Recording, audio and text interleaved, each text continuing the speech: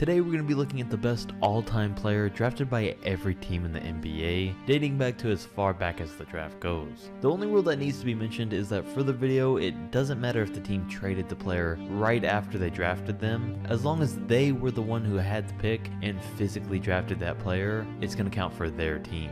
And we're basing things off of how good these players were throughout their entire careers. So let's get started with the Milwaukee Bucks, who did draft Giannis back in 2013, and he without a doubt is going to be one of the greatest players of all time when it's all said and done. And they also drafted Dirk Nowitzki in '98 before trading him to the Mavericks. But neither man, at least currently, is anywhere near as great as Kareem Abdul-Jabbar was, who they drafted way back in 1969. And there's no denying he's either a top 2 or 3 player of all time. The Detroit Pistons' greatest draft pick of all time took place back in 1981 when they selected Isaiah Thomas 2nd overall. And that was the first step towards them starting up the Bad Boys Pistons and winning 2 NBA championships. And with how bad the Pistons have been over the last 10 plus years, it makes you forget that they've drafted a lot of good players over the years, like Joe Dumars, Dennis Rodman, Spud Webb, Grant Hill, Tayshaun Prince, Chris Middleton, and Andre Drummond. I mean, they probably wouldn't have been so bad all this time if they hadn't have drafted Darko Milicic back in 2003, and that's the reason they've kind of sucked. Then of course the Bulls' top spot goes to MJ. But they've also drafted a lot of guys like Joakim Noah, Derrick Rose, and Jimmy Butler that gave them some good years. But also a lot of guys that they traded away on draft night and probably shouldn't have, like Marcus Aldridge, Gary Harris, and Yusuf Nurkic. The Orlando Magic have also had a lot of luck in the draft over the years, with the likes of Dwight Howard, Victor Oladipo, Chris Webber, and Shaq, with Shaq by far being the best player. But unfortunately for them, they ended up trading all of those guys before they could ever win a championship. On the other hand, the Washington Wizards haven't been so lucky with who they've drafted, and the only 3 players that stand out for them as stars are John Wall, Bradley Beal, and Wes Unseld back in 1968. And I'd have to say he's definitely their best all-time draft pick, because I mean, even though he played in the 70s, he led Washington to their only championship and was the finals MVP. As for the Miami Heat, they've drafted talented guys in waves. In '89 they got Glenn Rice, in '91 Steve Smith, then fast forward to 2000 with Eddie House, and in 2003 with by far their best player they've ever drafted in Dwayne Wade. And now it's been about 12 years later and they're on a hot streak, because their last 5 draft picks have been Josh Richardson, Justice Winslow, Bam Adebayo, Bol Bol, and Tyler Hero. And with the luck they've had recently, it's no wonder they're a top team in the league. While for the Celtics, for as good as they've stayed really throughout NBA history, you'd think they've drafted a ton of great players over the years. But in terms of stars, they've really only drafted Kevin McHale, Chauncey Billups, Joe Johnson, Paul Pierce, Al Jefferson, and Jason and Jalen. I mean, it's still a lot better than a lot of other teams, but maybe not as good as you would have thought. And that's because the Celtics front office has always really excelled at making trades year after year. But overall, none of those players are even near the level that Larry Bird was, so he of course takes the Celtics spot. And you might have thought I forgot to mention Bill Russell there, but he was actually picked by the St. Louis Hawks, today the Atlanta Hawks, and 64 years later he remains as the best player they've ever drafted. But you know, if Luka Doncic does keep things up, who knows, maybe he'll take that spot when things are all said and done. Another team that may mislead you at first thought is the Toronto Raptors. You'd probably think Vince Carter was the best player they've selected, but he was picked by the Warriors and traded to the Raptors on draft night. Instead, out of guys like DeMar DeRozan, Pascal Siakam, Chris Bosh, and Tracy McGrady, I think for now we can easily say that T-Mac was the best player they've ever officially drafted. The Philadelphia 76ers are a tricky one though, because the spot's up for grabs between Charles Barkley and Allen Iverson. And both men won 1 MVP, were 11-time All-Stars, made it to the finals once, and never won a championship. But AI scoring ability along with his 4 scoring titles, and 3 years leading the league in steals definitely puts him over the top here. Then the New York Knicks really haven't had much luck at all drafting players, since their best player from the draft was Patrick Ewing in the rigged 1985 draft. He's easily their best player for now, but I will say guys like Kristaps Porzingis and RJ Barrett do have the potential to take the spot one day down the line. And while there's no doubt that Reggie Miller is the greatest Pacers player of all time, he's not the best player they ever drafted, because they've also selected both Paul George and Kawhi Leonard, with Kawhi definitely taking the spot, even though he was traded on draft night and never got to play a game for Indiana. but they did draft him, and I'd say he's undoubtedly a much better overall player than Miller was. And there's a similar situation for the Charlotte Hornets because Kobe Bryant also never played a game for them, but as most of you know, the team did pick him back in '96. It would have been a great move, but they're possibly the worst franchise in the league for a reason. And one of them is because they traded him to the Lakers. They've also picked players like Alonzo Mourning and Kemba Walker in the past, but as we know, never did anything serious with them. On the other hand, the Cleveland Cavaliers drafted LeBron James and stuck with him. And it took a little longer than expected, but eventually paid off with a championship. And obviously there's no competition for him at the spot.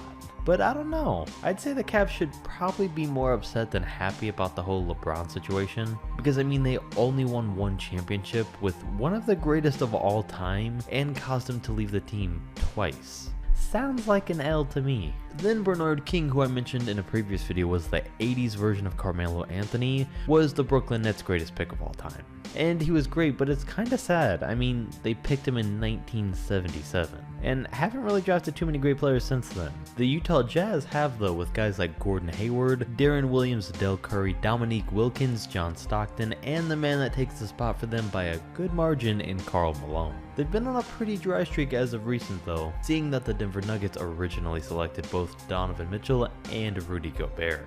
And speaking of the Nuggets, their best overall player that they've drafted could be one of the young guys in the league today like the two I just mentioned, Michael Porter Jr., Nikola Jokic, or Jamal Murray. But for now, we can't rank any of them ahead of Carmelo Anthony, who they picked back in 2003. Then Steve Nash takes the spot for the Phoenix Suns, and while I've selected other guys like Sean Marion, Rajon Rondo, Amari Stoudemire, and Devin Booker, none are a match all time for the former two-time MVP. The Suns originally picked Nash in '96, gave up on him after 2 years, traded him to the Mavs, saw how much he developed, then signed him back about 6 years later, where he had all of his best years there. Then you go down to the Minnesota Timberwolves former draft pick, and you start to see a ton of draft busts or guys they just ended up trading way too early.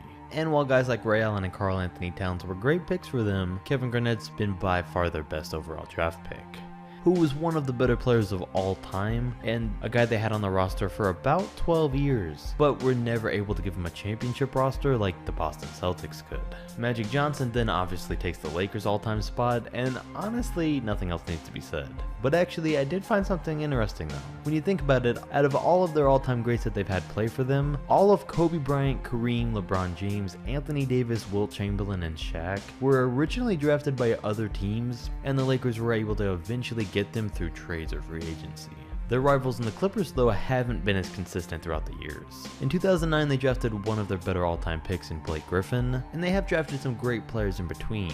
But to find the next real star they drafted before that, and their best pick ever, you gotta go way back to 1972 to find Bob McAdoo, who they picked second overall. And seeing this, it's no wonder why they weren't any good for all those years.